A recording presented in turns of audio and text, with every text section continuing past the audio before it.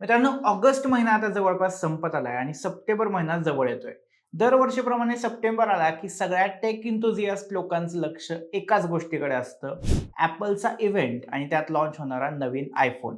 पण यावेळीचा launch event हा आधीपेक्षा सगळ्यात वेगळा असणार आहे. Apple कंपनी आपली नेहमीची परंपरा मोडून काहीतरी खास करणार आहे. तसं तर iPhone 18 सोबतच फोल्डेबल आयफोनची देखील चर्चा सुरू आहे. गेल्या कितीतरी महिन्यांपासून iPhone 18 सीरीज ही कशी असेल याबद्दल चर्चा आणि लीक्स समोर येत आहेत.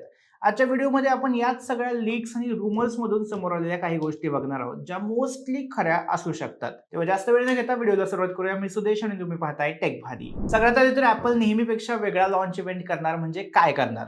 आतापर्यंत Apple सप्टेंबर महिन्यात आपली नवीन आयफोन सिरीज एकाच वेळी लॉन्च करायचं, म्हणजे बेस मॉडेल पासून प्रो मॅक्स मॉडेल पर्यंत. पण यावेळी रिपोर्ट्सनुसार Apple 2 टप्प्यांमध्ये लॉन्च करणार आहे. सप्टेंबर महिन्यात फक्त iPhone 18 Pro आणि iPhone 18 Pro Max हे 2 फोन लॉन्च होतील. त्यासोबतच Appleचा पहिला फोल्डेबल फोन देखील याच महिन्यात लॉन्च होऊ शकतो. याचं नाव iPhone Ultra असणार आहे. स्टँडर्ड iPhone 18 आणि बजेट iPhone 18e हे मॉडेल्स नंतर म्हणजे डायरेक्ट पुढच्या वर्षी लॉन्च केले जातील. सोबतच नवीन iPhone Air 2 हा देखील तेव्हाच लॉन्च होईल असं सांगितलं जात आहे.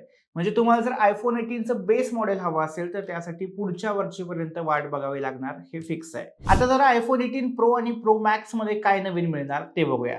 सगळ्यात मोठा बदल आहे तो चिपसेटमध्ये. या मॉडेल्समध्ये A20 Pro ही चिप असणार आहे, जी TSMC नावाच्या नवीन 2nm प्रोसेसरवर बनवली असेल.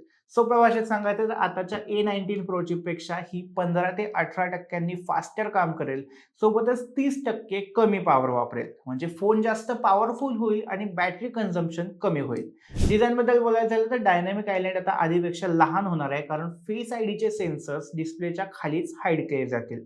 त्यामुळे फ्रंटला फक्त एक छोटासा पंच होल कॅमेरा कटआउट दिसेल आणि त्यामुळे स्क्रीन जास्त क्लीन वाटणार आहे.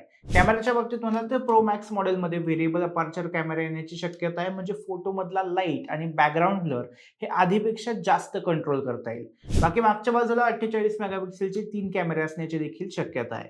कलर ऑप्शन्स बद्दल बोलायचं झालं तर सलग दुसऱ्या वर्षी Apple ब्लॅक कलरचा ऑप्शन गाळणार आहे. प्रो लाईनअपमध्ये तरी फक्त सिल्वर, ग्रे, लाईट ब्लू आणि खास असा डार्क चेरी म्हणजे गडद लाल रंग येऊ शकतो.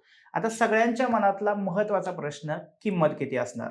तर तुम्हाला तर माहितीच आहे, मेमरी चिपच्या शॉर्टेजमुळे फोनच्या किमती किती वाढतायत. या महागाईच्या लाटेतून Apple देखील सुटलेलं नाहीये. मीडिया रिपोर्ट्सनुसार iPhone 18 Pro ची सुरुवातीची किंमत जवळपास ₹1,70,000 असू शकते. पण यात पण एक ट्विस्ट आहे. काही टिप्स्टर्स असं सांगतायत की Appleची रॅमसाठी आधीच एक क्वार्टरली डील केली असल्यामुळं त्यांना चिपसेट स्वस्तात मिळाल्यात. त्यामुळे आयफोनच्या किमतीत जास्त वाढ दिसणार नाही. पण आता झालेल्या Google Pixelने देखील आपले 11 सीरीजचे फोन जवळपास 10,000 महाग केलेला आपण बघितलंय.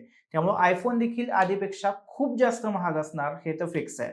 आता वळूया या वर्षीच्या सगळ्यात मोठ्या हायलाइटकडे, Appleचा पहिला फोल्डेबल आयफोन. रिपोर्ट्सनुसार हा एक बुक स्टाईल फोल्डिंग फोन असेल, ज्यामध्ये बाहेरची स्क्रीन जवळपास 5.5 इंचाची आणि आतली स्क्रीन तब्बल 7.8 इंचाची असेल. म्हणजे सॅमसंगने काही दिवसांपूर्वी आपला गॅलेक्सी फोल्ड लॉन्च केला होता, अगदी तसंच. Appleने या फोल्डेबल फोनमधल्या क्रीजचा म्हणजे घडी केल्यावर दिसणाऱ्या मधल्या रेषेचा प्रॉब्लेम सोडवला असल्याचा दावा केलाय. पण ते आता आपल्याला फोन आल्यावरच कळेल. आणखीन एक इंटरेस्टिंग गोष्ट म्हणजे या फोल्डेबल फोनमध्ये फेस आयडी ऐवजी टच आयडी दिला जाऊ शकतो.